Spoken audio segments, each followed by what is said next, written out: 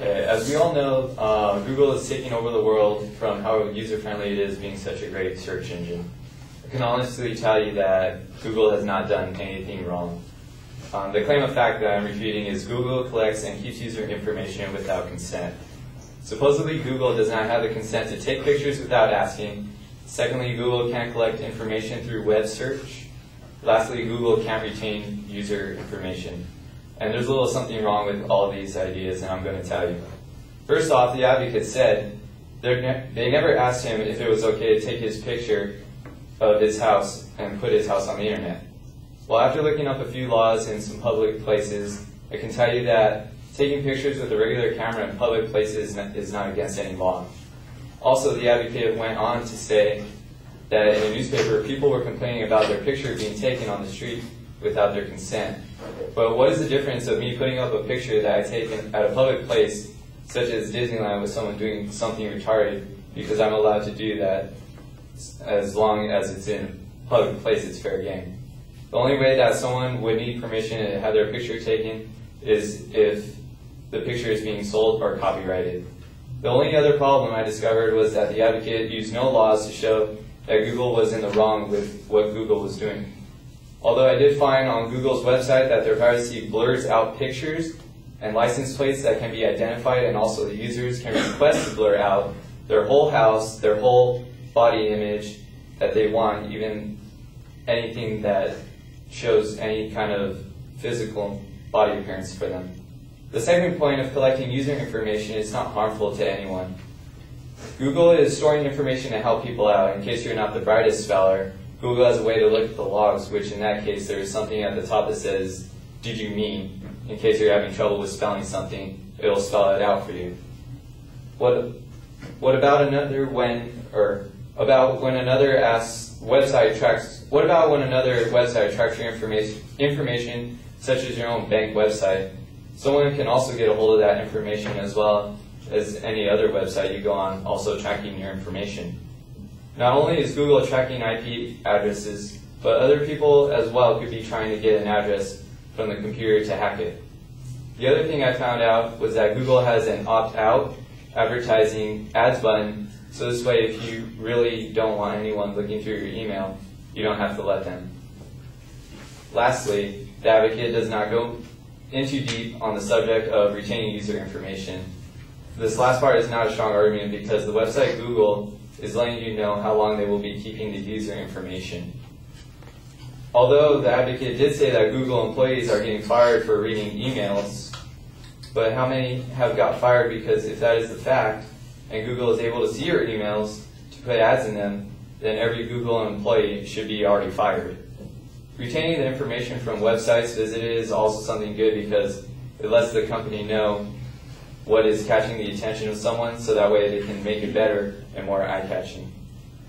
And Google has the right to take public pictures without consent, and Google also gets information through the website in order to help efficiency of users.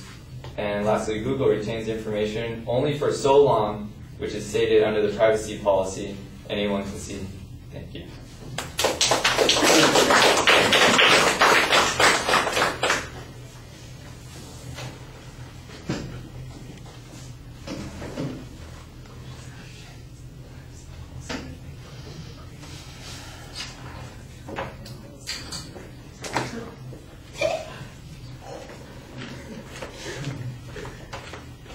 Your speech just got muted, man.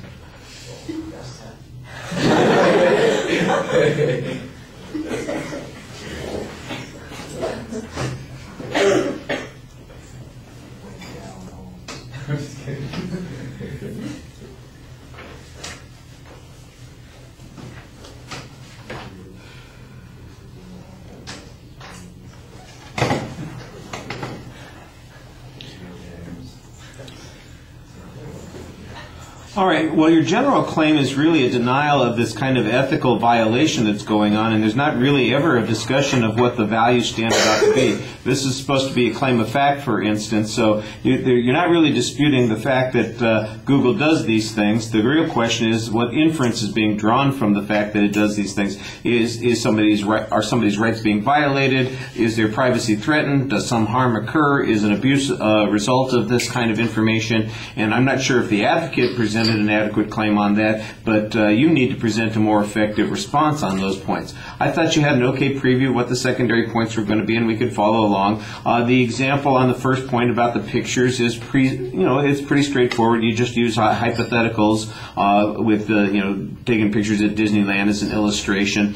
You do suggest that there are certain legal standards that allow this sort of thing. They're never cited specifically. We don't get any direct quotes on this particular point.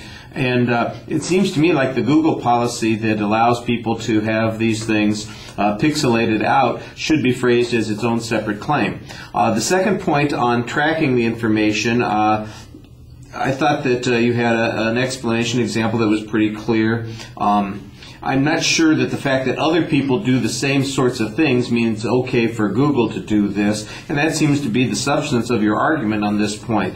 On the third point, it seems like you were trying to point out that there's a circular type of reasoning here, but you use your own circular type of reasoning to get to that point, and it doesn't really explain to the audience what the impact of the argument is. If Google's holding on to information, they only hold on to it for a certain amount of time. That might be true, but it is 38.5 years that they hold on to it, which seems like it's a pretty substantial amount of time, and there's not any explanation or defense of why they need to do that or want to do that.